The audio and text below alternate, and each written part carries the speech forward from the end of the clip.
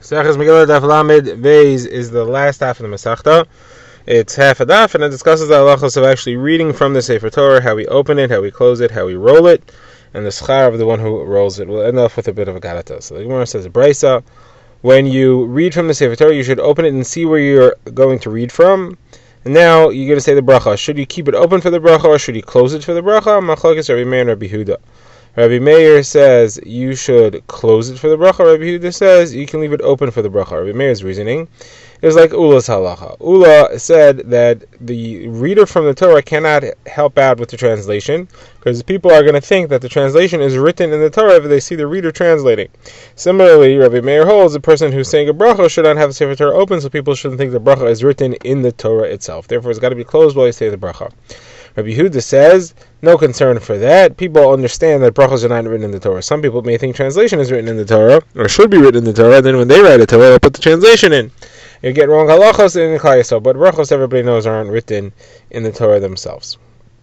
Says the Gemara, Rabbi Zera says, in the name of Rav, the halacha is, you open the Torah, you see where it is, and you say the bracha, and you read with it open, just like Rabbi Huda. So Moshe says, why don't you just say halachos like Rabbi Huda?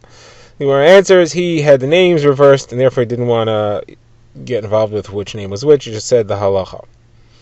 Now the Gemara says another halacha from Rabbi Zera and Hachas Sefer Torah. The luchos and the bima do not have kedusha. Rashi says he's not sure what luchos are. Thinks maybe they're shelves where we keep our svarim. The bima is the table where we lay out the Torah to be read. Rashi says when the king would read from it, it was called a bima. The other Gemara has a number of halachos about Kriyas Torah from Rav Shefatia, the name of Yochanan. So first of all, it says when you roll the Torah, you want it to be closed. The seam should be between the two halves that the Torah is rolled upon, the two atzichayim that the Torah is rolled around. You should have a seam between the two. That's where you should have it closed. If you're going to stretch it, at least stretch it on the seam, not on the klaf, not on the page itself.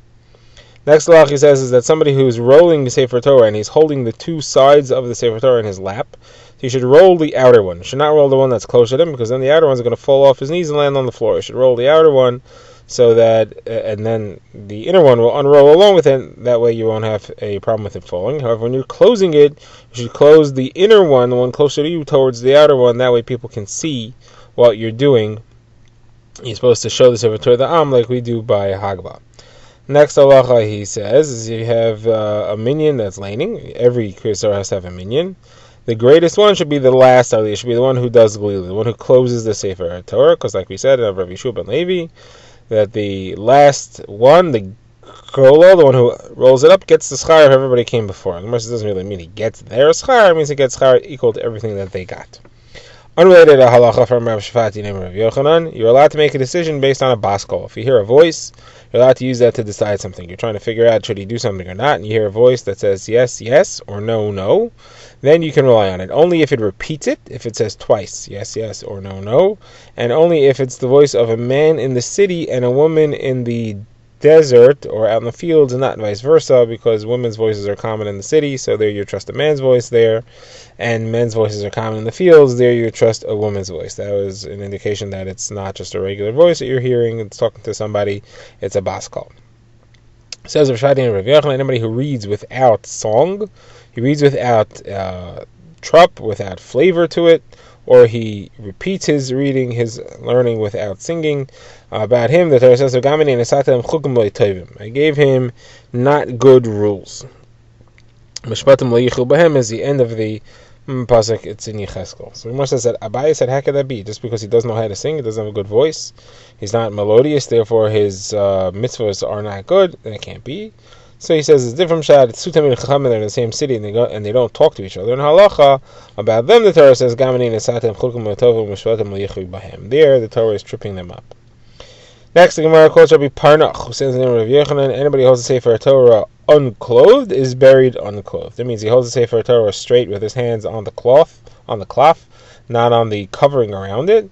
So he too will be buried unclothed. The Gemara says, you think he'll really be buried unclothed? That's not what it means. It means he'll be uncovered with mitzvahs. He won't have any mitzvahs. The Gemara says, no mitzvahs? The Gemara says, no, he just won't have this mitzvah. The mitzvah of limud Torah, or care for the Torah, he won't have because he did not care for the Torah properly. So the Gemara now quotes Rabbi Yanai, the son of Rabbi Yanai the elder, who says in the name of Rabbi Yanai the greater. better to roll the cloth around the Torah. Don't roll the Torah up into the cloth. You shouldn't put the beginning of the cloth there and roll the Torah into it. Hold the Torah still and roll the cloth around it. Okay, 2 drashas on Vayidaber Hashem es Mayad Hashem b'nei Yisrael. So the Gemara first says the mitzvah is that you should read each one in its proper time, and then the Gemara says Moshe set up for Yisrael to be reading, to be asking and answering in the inyan, in the concept, in the sugya of each Yom Tov on its Yom Tov, Achas Pesach v'Pesach, Achas Atzeres and Atzeres, Shavuos, and Achas Chag b'Chag, v'Achas of Sukkos on Sukkos. Hadron Alach, Meseches Megillah, v'Hadrach Alon.